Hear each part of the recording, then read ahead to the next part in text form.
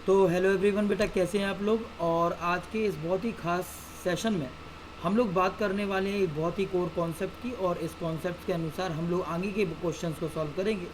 Previous video lecture में हम लोग बहुत सारे क्वेश्चंस को लगा चुके थे, बहुत सारे पॉइंट्स को अच्छे से समझ चुके थे। आपको मालूम है हम लोग मेजरमेंट का कंटेक्ट को वो यहाँ पे पढ़ रहे हैं, बहुत अच्छे से कॉन्सेप्ट समझ रहे हैं। तो प्रीवियस वीडियो लेक्चर में 48 तक हम ख़त्म कर चुके थे। तो चलिए 49 से हम लोग कंटिन्यू करेंगे और बहुत अच्छे से एक एक क्वेश्चन को समझने वाले हैं, कि पॉइंट को अंडरस्टैंड करने वाले हैं। तो आगे बढ़ने से पहले मैं आपको एक बहुत ही खास जानकारी ज़रूर देना चाहूँगा। जितने भी बच्चे यहाँ पे प्रिपरेशन कर रहे हैं उन सभी के लिए बहुत ही इम्पोर्टेंट है।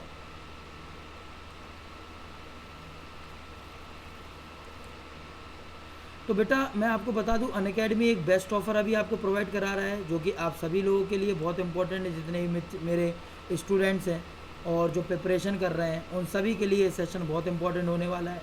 तो 49% तक का अनअकैडमी यहाँ पे आपको सब्सक्रिप्शन पर डिस्काउंट दे रहा है, जिसमें आपको मेरा कोड झांसर10 का इस्तेमाल करना होगा। झांसर10 आप कोड याद कर लीजिए बेटा, ये कोड बहुत इंपॉर्टेंट है, जिससे आप कोई भी किसी भी प्रकार का सब्सक्रिप्शन लेंगे तो आपको बेनिफिट मिलेगा। तो अभी 49% डिस्काउंट यहाँ पे मिल रहा है। 19 अगस्त इसकी लास्ट डेट है। अभी 12+3 मंथ का एक प्लस सब्सक्रिप्शन मिल रहा है, और 24+4 मंथ का भी प्लस सब्सक्रिप्शन यहाँ पे प्रोवाइड हो रहा है, जिसकी फ़ीस 10,722 है, जो कि टोटल फीस जिसकी होती है 17,157। और 49% के बाद आपको पूरे के पूरे आपके 7,500 रुपये बचेंगे, और आपको ये कोर्स पड़ेगा मात्र 9,650। इसी प्रकार से तो 24 मंथ का है वो 23,000 का है, जो कि आपको मिलने वाला है 11,900 का। तो एक बहुत ही कम अमाउंट में ये कोड मिल रहा है। बस आपको ये कोड मेरा आपको कोर्स यूज़ करना है तो मेरा कोड झांसर10 का इस्तेमाल बेटा आप ज़रूर करेंगे, है ना। साथ ही साथ मैं आपको बता दूं, इसके बाद अभी 18 अगस्त से स्पेशल बैच स्टार्ट होने वाला है सिविल ब्रांच का। इसमें बेस्ट फैकल्टी आपको यहाँ पे मिल रही है, जो एसएससी जेई की प्रिपरेशन कराएगी। जितने भी एसएससी जेई एस्पिरेंट हैं वो चाहें तो इस कोर्स को ज़रूर लें, ठीक है। तो 18 अगस्त से एक और बैच स्टार्ट होने वाला है 11:30 बजे से, जिसमें रिकॉर्डेड बैचेस रहेंगे आपके, एक स्पेशल टेस्ट भी होगा, और इलेक्ट्रिकल ब्रांच के लिए जिसमें भी बेस्ट फैकल्टी यहाँ पे आपको गुड कंटेंट मटेरियल यहाँ पे प्रोवाइड कराने वाली है। और आगे अगर मैं बात करूँ तो 18 अगस्त से ही मैकेनिकल ब्रांच का भी एक special live and recorded batch start होने वाला है, जो कि एसके मंडल सर, सौरभ के पांडे ये आपका नॉन टेक वाला पोर्शन पढ़ाएंगे, एंड बाकी टीचर्स जो हैं वो आपको टेक्निकल पोर्शन यहाँ पे कवर कराने वाले हैं। तो आपको इस चीज़ पर ध्यान देना होगा, ये बहुत ही इंपॉर्टेंट है जो मैं आप लोगों से यहाँ पे डिस्कस कर रहा हूँ, ठीक है। आई होप आपको चीज़ें बहुत अच्छे से और बेहतर ढंग से समझ में आ रही होंगी। जो बच्चे प्रिपरेशन कर रहे हैं एसएससी जेईई या दिल्ली मेट्रो या लखनऊ मेट्रो, उन सभी के लिए इलेक्ट्रिकल मैकेनिकल सिविल का ये सिलेबस बहुत ही महत्वपूर्ण साबित होगा। तो चलिए बेटा हम लोग आगे बढ़ेंगे और आगे चीज़ों को बहुत ही बेहतर ढंग से समझेंगे। और आज के सेशन में हम लोग बात करने वाले हैं आगे के कुछ क्वेश्चंस की। तो प्रीवियस वीडियो लेक्चर में मैं आपको पढ़ा चुका था 48 तक, आज हम लोग 49 से क्वेश्चन देखेंगे। तो देखिए आपके सामने ये रहे क्वेश्चन, ठीक है, ये रहे आपके सामने क्वेश्चन, और हम लोग कंटिन्यू करते हैं यहाँ से। तो चलिए 49 क्वेश्चन को हम लोग पढ़ेंगे। देखिए, PMMC operate in DC whereas moving iron और dynamometer and hot wire instrument और electrostatic instrument operate in both AC and DC. ये किस में काम करेंगे? एसी और डीसी दोनों में काम करते हैं। Inductive type operation in AC only. तो देखो ये पॉइंट बहुत इंपॉर्टेंट है। पीएमसी सब डीसी में काम करेगा, moving iron, dynamometer, hot wire, electrostatic instrument ये सब एसी डीसी में काम करते हैं, और इंडक्शन टाइप जो इंस्ट्रूमेंट होता है वो सिर्फ बेटा एसी में काम करता है। किस में काम करेगा? एसी में। क्लियर है पॉइंट? चलिए 50 पॉइंट समझेंगे। Shunt resistance, low resistance is use to decrease the range of ammeter. तो ये डिक्रीज नहीं बेटा, ये इंक्रीज है ना, इंक्रीज ही लिखा हुआ है यहाँ पे। तो इंक्रीज, अगर रेंज को बढ़ाना है तो क्या करना पड़ेगा? शंट रेजिस्टेंस कनेक्ट करना पड़ेगा अमीटर के पैरेलल में, है ना। अमीटर के पैरेलल में एक रेजिस्टेंस लगा देंगे जिसकी वैल्यू लो होगी, और ये एक शंट रेजिस्टेंस कहलाता है। तो अमीटर की रेंज को बढ़ाने के लिए ऐसा थ्योरेटिकल क्वेश्चन ही पूछ लीजिए, what is the which of the resistance use to increase the range of ammeter. तो हम लोग बोल देंगे shunt resistance is use to increase the range of ammeter. तो शंट रेजिस्टेंस हम लोग यहाँ पे लगा देते हैं, ठीक है ना। 51 क्वेश्चन की बात करेंगे। मल्टीप्लायर, मल्टीप्लायर क्या होता है? मल्टीप्लायर मतलब जो रेजिस्टेंस सीरीज में लग जाए। तो ये कैसा होता है? हाईली नॉन इंडक्टिव होता है। कैसा होता है? Highly non inductive. It is used to increase the range of volt meter. तो वोल्ट मीटर की रेंज को बढ़ाने के लिए क्या करेंगे? वोल्ट मीटर की रेंज को बढ़ाने के लिए बेटा हम लोग एक मल्टीप्लायर लगा देते, दैट मीन्स एक सीरीज रेजिस्टेंस लगा देते। तो सीरीज रेजिस्टेंस लगाने पर क्या होता है, वोल्ट मीटर की रेंज बढ़ जाती है, वोल्ट मीटर की रेंज बढ़ जाती है। तो वोल्ट मीटर की रेंज को बढ़ाने के लिए एक मल्टीप्लायर यानी कि सीरीज रेजिस्टेंस, और अमीटर की रेंज को बढ़ाने के लिए हम लोग शंट रेजिस्टेंस यानी कि लो रेजिस्टेंस यहाँ पे लगा देते हैं, जिसको हम शंट भी कहते हैं। ठीक है, 52 देखिएगा। मैग्नेन, मैग्नेन क्या है, manganin is use for DC circuit, DC circuit में इसका उपयोग करते हैं, and constantan is use for the AC circuit. तो पहली बात तो मैग्नेन और कॉन्स्टेंटन, इनका उपयोग टेम्परेचर कंपनसेशन इफेक्ट को रिड्यूस करने के लिए किया जाता है। ये पॉइंट मैंने इसमें लिखा नहीं, तो आपको लिख देना चाहिए। ये किस लिए यूज़ कर रहे हैं, तो रिड्यूस टेम्परेचर कंपनसेशन इफेक्ट। क्या बोलेंगे, टेम्परेचर कंपनसेशन इफेक्ट। सर इसका मतलब क्या हुआ, कई लोग सोच रहे होंगे। तो बेटा टेम्परेचर कंपनसेशन मीन्स होता है टेम्परेचर में वेरिएशन आ जाना। तो अगर टेम्परेचर में वेरिएशन आता है ना, तो उसको मेंटेन करने के लिए हम लोग मैग्नेन और कॉन्स्टेंटन का उपयोग करते हैं। मैग्नेन का उपयोग डीसी सर्किट में और कॉन्स्टेंटन का उपयोग एसी सर्किट में करते हैं। मैग्नेन का उपयोग डीसी में और कॉन्स्टेंटन का एसी में करते हैं।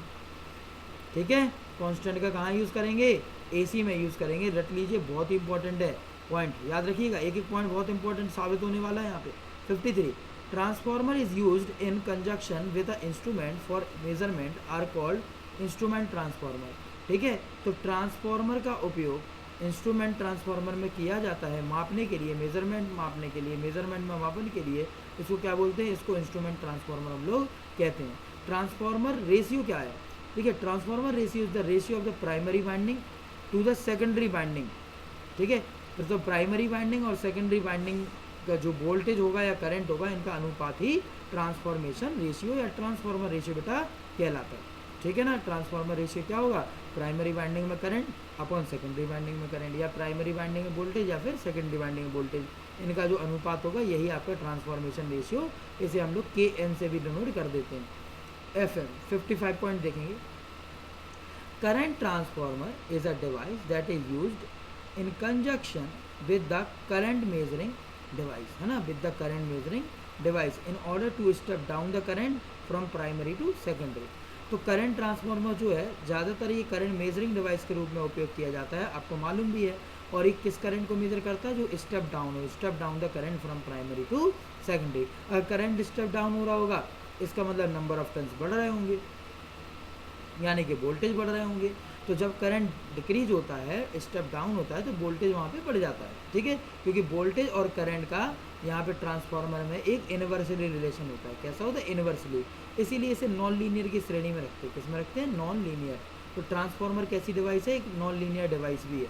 तो हम लोग ऐसा बोल सकते हैं, क्योंकि नॉन लीनियर का मतलब क्या हुआ, voltage is inversely proportional to the supply current. ठीक है, तो करंट ट्रांसफार्मर में करंट को मेज़र करना है, तो हमें इस करंट को क्या करना पड़ेगा, स्टेप डाउन करना पड़ेगा, प्राइमरी टू सेकेंडरी करना पड़ेगा। 56 देखेंगे। इन CT द लोड इम्पीडेंस और वर्डन इज़ वेरी स्मॉल। ठीक है, लोड इम्पीडेंस और वर्डन जो होता है very small, and they operate under the short circuit condition. ये किस में काम करते हैं, ये बेटा शॉर्ट सर्किट कंडीशन में काम करते हैं। किस में काम करेंगे, शॉर्ट सर्किट कंडीशन में काम करते हैं। कौन, CT। तो CT में क्या होता है, लोड इम्पीडेंस और burden is very small, they operate under the short circuit condition. इसमें काम करेंगे, शॉर्ट सर्किट कंडीशन में ये काम करेंगे। आई होप आपको ये पॉइंट क्लियर हो गया होगा। इस घटना को हम लोग वर्डन कहते हैं। तो वर्डन का मतलब होता है कि कुछ CT में शॉर्ट सर्किट कर देना, और शॉर्ट सर्किट हो जाने पर वह स्मॉल इम्पीडेंस पे ही काम करना। ठीक है, यानी कि हाई करंट होगा तो इम्पीडेंस कैसा होगा, स्मॉल होगा। 57 देखिएगा। The product of voltage and current in secondary side of the instrument transformer is called burden. इसको क्या कहा जाता है, इसको वर्डन कहा जाता है। जो प्रोडक्ट होता है ना वोल्टेज एंड करंट का, secondary side of the transformer, instrument transformer is called a burden. इसको हम वर्डन कह देंगे। ठीक है, वोल्टेज करंट का जो प्रोडक्ट होगा सेकेंडरी साइड किसी इंस्ट्रूमेंट ट्रांसफार्मर के, उसको हम लोग बर्डन कहते हैं। इस पॉइंट को भी आपको याद रखना है बेटा। ठीक है, चलो, बर्डन मतलब इम्पीडेंस एक प्रकार से। 58 देखिएगा। Nominal ratio of the instrument transformer, nominal ratio of the instrument transformer is the ratio of primary winding current to the rated secondary current. Nominal ratio of the instrument transformer is the ratio of primary winding current to the rated secondary current। तो भैया sir transformation ratio क्या था बेटा, transformer ratio, transformer ratio जो था वो primary number of turns upon secondary number of turns था, है ना। या उसको हम लोग बोल दे रहे प्राइमरी में आपका वोल्टेज और सेकेंडरी में वोल्टेज या करंट, है ना। तो प्राइमरी में वोल्टेज या करंट या सेकेंडरी में वोल्टेज या करंट ट्रांसफार्मर रेशियो होता था। नॉमिनल रेशियो क्या हो गया, प्राइमरी वाइंडिंग का current to the rated secondary current, इसको बोल देंगे अपन नॉमिनल रेशियो। ट्रांसफॉर्मेशन रेशियो देखो एक बार फिर आया, nominal ratio of the instrument is known as the ratio correction factor. देखो इसको नए वे में डिनोट किया गया, transformation ratio divided by nominal ratio, यानी कि आप के एन अपॉन स्मॉल एन अगर वैसा बोल दें नॉमिनल रेशियो बराबर क्या होता है, रेशियो करेक्शन फैक्टर होता है, रेशियो करेक्शन फैक्टर। तो ट्रांसफॉर्मेशन रेशियो और नॉमिनल रेशियो का जो अनुपात होगा, रेशियो होगा, उसको रेशियो करेक्शन फैक्टर हम लोग कह देते हैं साधारण। ठीक है, नेक्स्ट पॉइंट देखेंगे। नेक्स्ट पॉइंट क्या है, turn ratio is the number of secondary binding turns to the number of primary binding turns for a current transfer. तो टर्न रेशियो में क्या होता है, प्राइमरी यानी कि सेकेंडरी बाइंडिंग, अगर हम लोग बोले कि भैया N1 अपॉन N2 होता है सर, तो N1 अपॉन N2 बराबर आप बोल सकते हैं I2 upon I1, I2 upon I1, यानी कि number of turns in a primary winding upon number of turns in a secondary winding बराबर current in a secondary upon current in a primary. और आपसे बोला turn ratio is the number of secondary winding to the, तो अगर हमसे पूछा कि भाई, हमसे पूछा है ना टर्न रेशियो, तो टर्न रेशियो को करंट ट्रांसफार्मर के रूप में लिखना है, तो आप पता क्या लिखते हो, I1 अपॉन I2, तो I1 अपॉन I2 तो होगा N2 अपॉन N1, है ना। इसी प्रकार से B1 अपॉन B2 लिखना है, तो B1 अपॉन B2 होगा N1 अपॉन N2। तो आप लिख सकते हो, कैसे लिख सकते हो, दो परिभाषाएं। देखिए टर्न रेशियो, पहला देखो 60 नंबर पढ़ेंगे सभी लोग, सही बच्चे पढ़ेंगे 60 नंबर जो देख पा रहे हैं। 60 नंबर पे क्या लिखा है, 60 नंबर पे लिखा है turn ratio is the number of secondary turns to the number of primary winding turns for a current transformer. तो करंट ट्रांसफार्मर में कौन सा सत्य होगा, इसमें से ये वाला, करंट ट्रांसफार्मर में I1 अपॉन I2 होता है, तो ये बराबर होगा N2 अपॉन N1 के, तो number of turns in secondary winding to the number of turns in primary winding. इसी प्रकार से अगर बोले टर्न रेशियो और क्या होता, टर्न रेशियो अगर पोटेंशियल ट्रांसफार्मर में बात करें तो turn ratio is the number of primary winding turns to the number of secondary winding turns. तो देखो B1 अपॉन B2 है, तो जैसे I1 अपॉन I2 होता करंट ट्रांसफार्मर में, B1 अपॉन B2 होता पोटेंशियल ट्रांसफार्मर में, B1 अपॉन B2 बराबर तो होता N1 अपॉन N2। तो यहाँ पे आपका आएगा number of turns in primary winding to the number of turns in secondary winding, यही क्या होगा आपका टर्न रेशियो होगा। क्लियर। 62 देखेंगे, usually current rating of current transformer secondary is 5 ampere. तो करंट ट्रांसफार्मर में जो करंट रेटिंग होती है ना बेटा, वो कितना करंट होता है, 5 एम्पियर का होता है। कितना होता है, 5 एम्पियर। और वोल्टेज कितना होता है पोटेंशियल ट्रांसफार्मर में, 110 वोल्ट। तो करंट तो होता है 5 एम्पियर और वोल्टेज कितना होता है, 110 वोल्ट। ये आपको बिल्कुल रट लेना है। तो करंट ट्रांसफार्मर में 5 एम्पियर और पोटेंशियल ट्रांसफार्मर में 110 वोल्ट। कई लोग पूछते हैं सर इसका उपयोग कहाँ किया जाता है, current transformer potential transformer. Current transformer का उपयोग हम लोग हाई करंट को मेजर करने के लिए करते हैं, और पोटेंशियल ट्रांसफार्मर का उपयोग हम लोग हाई वोल्टेज को डिफाइन और मेजर करने के लिए करते हैं। ठीक है। आयरन लॉस और कॉपर लॉस का पता लगाने के लिए भी करंट और पोटेंशियल ट्रांसफार्मर का उपयोग किया जाता है। ये थियोरेटिकल पूछ लेते। ठीक है। 64 पॉइंट देख लेंगे। Moving coil galvanometer is has 150 equal division. तो इसमें 150 इक्वल डिवीजन होते हैं। कितने भाई, 150 इक्वल डिवीजन होंगे। तो यानी कि 150 डिवीजन कर दिए जाते हैं मूविंग कॉइल गैल्वेनोमीटर में, जो भी आपके पास पॉइंटर होगा, स्केल होगा, उस पर।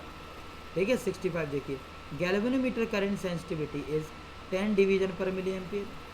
गैल्वेनोमीटर में कितना होता है, 10 डिवीजन पर milli ampere. So it read 15 milli ampere. कितना में रीड करेगा, 15 मिली एम्पियर। इसी प्रकार से अगर बात करें वोल्टेज की सेंसिटिविटी की, तो 2 डिवीजन पर मिली वोल्ट, और ये रीड करता है 75, सॉरी ये गलत लिखा है, जिसने भी लिखा है ये गलत है। इसका आंसर होगा 750 मिली वोल्ट, 750 मिली वोल्ट। तो गैल्वेनोमीटर में वोल्टेज सेंसिटिविटी 2 डिवीजन पर मिनट मिली वोल्ट होती है, और ये रीड करता है 750 मिली वोल्ट। कितना रीड करेगा, 750 मिली वोल्ट। 67 देखेंगे, vibrational galvanometer has 5 hertz to 1 kilo hertz. कितनी फ्रिक्वेंसी होगी, 5 to 1 kilo hertz. 5 hertz to 1 kilo hertz. तो इसको आप जरूर ध्यान रखेंगे बेटा। वाइब्रेशनल गैल्वेनोमीटर में जो फ्रिक्वेंसी रेंज होगी वो 5 हर्ट्ज से 1 किलो हर्ट्ज होगी। ये आप सभी को बेटा याद होना चाहिए। 68 देखेंगे, हेडफोन्स की बात करें तो हेडफोन की फ्रिक्वेंसी कितनी होती है, 250 से 4 किलो हर्ट्ज। बिल्कुल रट जाना चाहिए, 250 से 4 किलो हर्ट्ज। और vibrational galvanometer 5 hertz to 1 kilo hertz. ठीक है, जिसमें वाइब्रेशन होता है। एक होता है डी आर्सोनोवल मूवमेंट गैल्वेनोमीटर, पता है आपको, वो डीसी पे काम करता है, उसमें जीरो फ्रिक्वेंसी होती है। तो अगर कभी ऐसा कभी पूछ लेगी भाई डी आर्सोनोवल में कितनी होती है, डी आर्सोनोवल उसमें जीरो फ्रिक्वेंसी होती है। देखो ये पॉइंट दिया भी आगे है ना। चलो तो आगे पढ़ते हैं, आगे देखिएगा जरा 69 में क्या बोल रहा है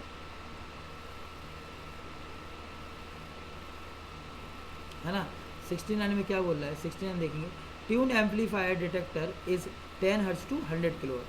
ट्यून्ड एम्पलीफायर जो डिटेक्टर होता है इसकी फ्रिक्वेंसी 10 हर्ट्ज से 100 किलो हर्ट्ज होती है। और d'Arsonval galvanometer has a DC frequency यानी कि जीरो फ्रिक्वेंसी, तो इट इज़ यूज ना पीएमएमसी। आपको पता है पीएमएमसी प्योर डीसी पे काम करेगा, पीएमसी प्योर डीसी पे काम करता है, इसमें एसी बिल्कुल भी नहीं होता, तो इसमें डीसी पे काम करता है यानी कि फ्रिक्वेंसी जीरो हो गई। तो आपको ये क्लियर होना चाहिए, यही है एकमात्र पीएमसी जो डी आर्सोनोवल मूवमेंट पे काम करता है। बाकी सभी अलग अलग प्रकार के इंस्ट्रूमेंट होते हैं, अलग अलग वैल्यूज़ पे काम करेंगे। PMC measure of 50 milli ampere to 100 milli ampere. PMC क्या मेजर करेगा, 50 मिली एम्पियर से लेके 100 मिली एम्पियर मिली वोल्ट तक मेजर करता है। नेक्स्ट बात करेंगे 72वां, और 72 पॉइंट बोला है sensitivity of the PMC is greater than the moving iron instrument is greater than the electromagnetic instrument. बिल्कुल करेक्ट है कि अगर कभी भी आपसे पूछे सेंसिटिविटी के बारे में तो ये पॉइंट आपको बहुत अच्छे से कंटेस्ट होना चाहिए कि यहाँ पर अपन बात करेंगे तो पीएमसी की सेंसिटिविटी सबसे ज़्यादा होती है बेटा। पीएमसी की सेंसिटिविटी कैसी होती है, सबसे ज़्यादा होगी। पीएमसी की सेंसिटिविटी होगी 50 मिली एम्पियर से 50 मिली एम्पियर और 100 मिली वोल्ट, यानी कि सेंसिटिविटी कितनी होगी, पीएमसी की सबसे ज़्यादा सेंसिटिविटी होगी, फिर मूविंग आयरन इंस्ट्रूमेंट, फिर इलेक्ट्रो डायनोमीटर। क्लियर है। चलो एक बात करेंगे पावर फैक्टर की, इसकी बात करेंगे पावर फैक्टर। तो आपको ये दिख रहा होगा फॉर्मूला, ये cos 5 बराबर cos 10 inverse root 3 W1 minus W2 upon W1 plus W2। एक फार्मूला और होता है, पता है क्या होता है वो, cos 5 बराबर अगर डायरेक्टली आपको 10 एंगल दिया बराबर 1 upon under root 1 plus 10 square 5। ये भी एक फार्मूला होता है, 10 5 का आप स्क्वायर करिए प्लस करिए अंडर रूट करिए और 1 अपॉन कर दिए तो भी वही आंसर आएगा जो नॉर्मल इस फॉर्मूले से आ रहा है, क्योंकि उसमें आपको रीडिंग दी गई है। यहाँ पे आपको फेस एंगल दे देगा कुछ ना कुछ। तो अगर दोनों की रीडिंग देखिए, चेक करते हैं एक बार हम लोग बेटा चेक करते हैं। क्या चेक करना सर, बेटा हम लोगों को ये चेक करना कि अगर W1 बराबर W2 हो जाए तो क्या हो। तो देखो फॉर्मूला क्या है, cos theta equals to cos 10 inverse root 3 W1 minus W2 upon W1 plus W2। तो अगर आप इसमें रख दो वैल्यूज़, क्या रख दो, W1 इसकी वैल्यू तो रखोगे आप 0 माइनस 0 0 माइनस 0 0 माइनस 0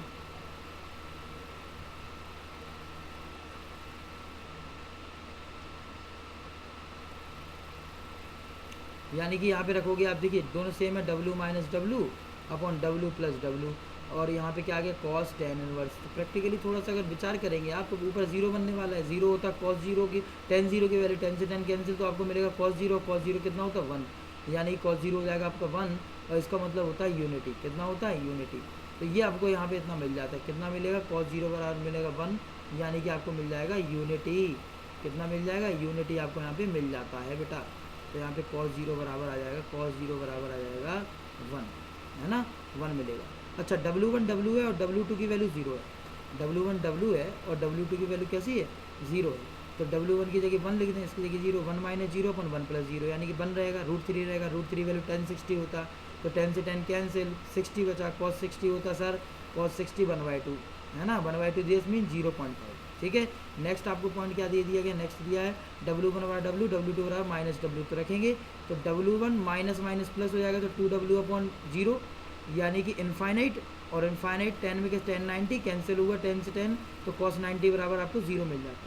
इसी प्रकार से लास्ट पॉइंट अपन को दिया W1 बराबर 2W, W2 बराबर W, तो पुट करेंगे 2W minus W upon 2W plus W, तो यहाँ पे W अपॉन 3W और कट जाएगा, तो आएगा आपके पास 1/√3, 1/√3 होती 10 30 की वैल्यू, 10 से 10 कैंसिल, तो मिलेगा cos 30 होता है √3/2, और बेटा √3/2 अगर सॉल्व करते हैं तो √3 की वैल्यू होती है 1.732/2, और सॉल्व करने पर आ जाता है 0.866। तो आप कैलकुलेशन करेंगे तो ऑटोमेटिकली आएगा बेटा, ऑटोमेटिकली आने वाला है। देखो कितना आसान है, कितना आसान है। आई बात समझ में, आई होप सभी को बहुत अच्छे समझ में आए होंगे ये पॉइंट जितने भी मैंने डिस्क्राइब किए आप लोगों के लिए बेटा। और लास्ट पॉइंट 74 भी देख लो, हाफ वेव रेक्टिफायर में जो IAC यानी कि AC करंट होगी वो DC अपेक्षा कैसे होगी, 0.45 IDC। लेकिन अगर आपसे पूछ लेता फुल वेव रेक्टिफायर में तो आई ए सी बराबर होता है 0.90 आई डी सी, ये होता फिर। तो ये ऊपर वाला है, ये किस में है, फुल वेव में है। नीचे वाला किस में है, ये आपके हाफ वेव में है। तो हाफ वेव रेक्टिफायर में, सॉरी, नीचे वाला किस में आ गया, फुल वेव में आ गया, और ऊपर वाला किस में आ गया, ये ऊपर वाला आ गया हाफ वेव में। किस में आ गया, हाफ वेव में, ऊपर वाला हाफ वेव में। तो हाफ वेव में क्या होता है 0.45 डीसी का, यानी कि 45% होगा, और आपके पास एसी में 90% होता है। कितना परसेंट, 90%। आई होप सभी बच्चों को बहुत अच्छे से ये पॉइंट क्लियर हो गए होंगे बेटा। इसी तरीके से आप पढ़ते रहिएगा, तैयारी अच्छे से करते रहिएगा, मैं ऐसे वीडियो आपके लिए लाता रहूँगा। और आप लोग मुझसे कनेक्ट हो, वीडियो को जितना शेयर हो पाए उससे ज़रूर करिएगा अपने दोस्तों के ग्रुप में, और चैनल को सब्सक्राइब जरूर कर लें चीज़ों को, अगर आपको सीखने को मिल रहा है, आप चीज़ों को समझ पाए। ओके दोस्तों, नमस्कार, शुक्रिया, आदाब, जय Hind, thank you, thanks a lot.